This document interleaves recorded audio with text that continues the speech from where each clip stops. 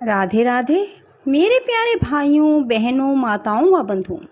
आज मैं आपके लिए लाई हूँ श्री पद्म पुराण की कथा। बंधुओं, पद्म पुराण की कथा सुनने का बहुत महत्व है, क्योंकि पद्म पुराण भगवान विष्णु को बहुत प्रिय है। बंधुओं, यदि आप भगवान विष्णु को प्रिय श्री पद्म पुराण का सेवन करते हैं तो आप पर श्री हरि की अपार कृपा होगी। आपके यहाँ कभी भी धन की कमी नहीं होगी। बंधुओं, यदि आपने हमारे चैनल को अब तक सब्सक्राइब नहीं किया तो ज़रूर करें और बेल आइकन दबाना ना भूलें, ताकि आपको हमारी आने वाली सभी वीडियोस की जानकारी सबसे पहले हो सके। बोलो विष्णु भगवान की जय, लक्ष्मी माता की जय। नाना प्रकार के व्रत, स्नान और तर्पण की विधि तथा अन्न आदि पर्वतों के दान की प्रशंसा में राजा धर्ममूर्ति की कथा। पुलस्त्य जी कहते हैं, राजन, ज्येष्ठ पुष्कर में गो, मध्यम पुष्कर में भूमि और कनिष्ठ पुष्कर में स्वर्ण देना चाहिए। यही वहां के लिए दक्षिणा है। प्रथम पुष्कर के देवता श्री ब्रह्मा जी, दूसरे के भगवान श्री विष्णु और तीसरे के श्री रुद्र हैं। इस प्रकार तीनों देवता वहां पृथक पृथक स्थित हैं। अब मैं सब व्रतों में उत्तम महापातक नाशन नामक व्रत का वर्णन करता हूँ। यह भगवान शंकर का बताया हुआ व्रत है। रात्रि को अन्न तैयार करके कुटुंब वाले ब्राह्मण को बुलाएं और उसे भोजन करा। एक गो, स्वर्ण में चक्र से युक्त त्रिशूल तथा 2 वस्त्र, धोती और चद्दर दान करें। जो मनुष्य इस प्रकार पुण्य करता है वह शिवलोक में जाकर आनंद का अनुभव करता है। यही महापातक नाशन व्रत है। जो एक दिन एक भगत व्रती रहकर एक ही अन्न भोजन कर दूसरे दिन तिलमयी धेनु और वृषभ का दान करता है, वह भगवान शंकर के पद को प्राप्त होता है। यह पाप और शोकों का नाश करने वाला रुद्र व्रत है। जो 1 वर्ष तक एक दिन का अंतर दे रात्रि में भोजन करता है तथा वर्ष पूरा होने पर नील कमल, स्वर्ण में कमल और चीनी से भरा हुआ पात्र एवं बैल दान करता है, वह भगवान श्री विष्णु के धाम को प्राप्त होता है। यह नील व्रत कहलाता है। जो मनुष्य आषाढ़ से लेकर 4 महीनों तक तेल की मालिश छोड़ देता है और भोजन की सामग्री दान करता है, वह भगवान श्री हरि के धाम में जाता है। यह मनुष्यों को प्रसन्न करने वाला होने के कारण प्रीति व्रत कहलाता है। जो चैत्र के महीने में दही, दूध, घी और गुड़ का त्याग करता और गौरी की प्रसन्नता के उद्देश्य से ब्राह्मण दंपति का पूजन करके उन्हें महीन वस्त्र और रस से भरे पात्र दान करता है, उस पर गौरी देवी प्रसन्न होती है। यह गौरी व्रत भवानी का लोक प्रदान करने वाला है।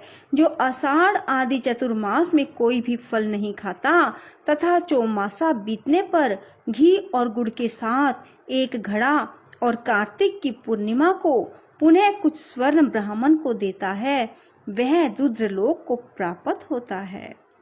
यह शिव व्रत कहलाता है। जो मनुष्य हेमंत और शिशिर में पुष्पों का सेवन छोड़ देता है, अपनी शक्ति के अनुसार सोने के 3 फूल बनवाकर फागुन की पूर्णिमा को भगवान श्री शिव और श्री विष्णु की प्रसन्नता के लिए उनका दान करता है, वह परम पद को प्राप्त होता है। यह सौम्य व्रत कहलाता है। जो फागुन से आरंभ करके प्रत्येक मास की तृतीया को नमक छोड़ देता है और वर्ष पूर्ण होने पर भवानी की प्रसन्नता के लिए ब्राह्मण दंपति का पूजन करके उन्हें शैया और आवश्यक सामग्रियों सहित ग्रह दान करता है, वह 1 कल्प तक गौरी लोक में निवास करता है। इसे सौभाग्य व्रत कहते हैं। जो द्विज 1 वर्ष तक मौन भाव से संध्या करता है और वर्ष के अंत में घी का घड़ा, 2 वस्त्र, धोती और चद्दर, तिल और घंटा ब्राह्मण को दान करता है, वह सारस्वत लोक को प्राप्त होता है, जहाँ से फिर इस संसार में लौटना नहीं पड़ता। यह रूप और विद्या प्रदान करने वाला सारस्वत नामक व्रत है। प्रतिदिन गोबर का मंडल बनाकर उसमें अक्षतों द्वारा कमल बनाए, उसके ऊपर भगवान श्री शिव या श्री विष्णु की प्रतिमा रखकर उसे घी से स्नान कराए, फिर विधिवत पूजन करे। इस प्रकार जब 1 वर्ष बीत जाए तब साम गान करने वाले ब्राह्मण को शुद्ध सोने का बना हुआ 8 अंगुल का कमल और तिल की धेनु दान करे। ऐसा करने वाला पुरुष शिवलोक में प्रतिष्ठित होता है। यह सामव्रत कहा गया है। नौमी तिथि को एक भुक्त रहकर एक ही अन्न का भोजन करके कुमारी कन्याओं को भक्ति पूर्वक भोजन कराएं तथा गो, स्वर्ण, सिला हुआ अंगा, धोती, चद्दर और सोने का सिंहासन ब्राह्मण को दान करें। इससे वह शिवलोक को जाता है। अरबों जन्म तक सुरूपवान होता है। शत्रु उसे कभी परास्त नहीं कर पाते। यह मनुष्यों को सुख देने वाला वीर व्रत नाम का व्रत है। चैत्र से आरंभ कर 4 महीनों तक प्रतिदिन लोगों को बिना मांगे जल पिलाए और इस व्रत की समाप्ति होने पर अन्न वस्त्र सहित जल से भरा हुआ माट, तिल से पूरन पात्र और स्वर्ण दान करे। ऐसा करने वाला पुरुष ब्रह्मलोक में सम्मानित होता है। यह उत्तम आनंद व्रत है। जो पुरुष मांस का बिल्कुल परित्याग करके व्रत का आचरण करे और उसकी पूर्ति के निमित्त गो तथा सोने का मृग दान करे, वह अश्वमेघ यज्ञ का फल प्राप्त करता है। इसका नाम अहिंसा व्रत है। 1 कल्प तक इसका फल भोग कर अंत में मनुष्य राजा होता है। माघ के महीने में सूर्योदय के पहले स्नान करके द्विज दंपति का पूजन करें। उन्हें भोजन कराकर यथाशक्ति वस्त्र और आभूषण दान दें। यह सूर्य व्रत है। इसका अनुष्ठान करने वाला पुरुष 1 कल्प तक सूर्य लोक में निवास करता है। आषाढ़ आदि 4 महीनों में प्रतिदिन स्नान करें और फिर कार्तिक की पूर्णिमा के दिन ब्राह्मणों को भोजन कराकर गोदान दें, तो वह मनुष्य भगवान श्री विष्णु के धाम को प्राप्त होता है।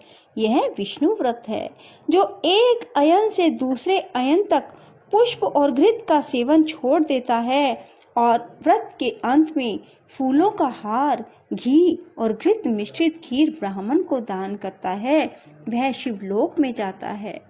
इसका नाम शील व्रत है। जो प्रतिदिन संध्या के समय दीपदान करता है, घी और तिल का सेवन नहीं करता, फिर व्रत समाप्त होने पर ब्राह्मण को दीपक, चक्र, शूल, सोना, धोती और चद्दर दान करता है, वह इस संसार में तेजस्वी होता है और अंत में रुद्र लोक को जाता है।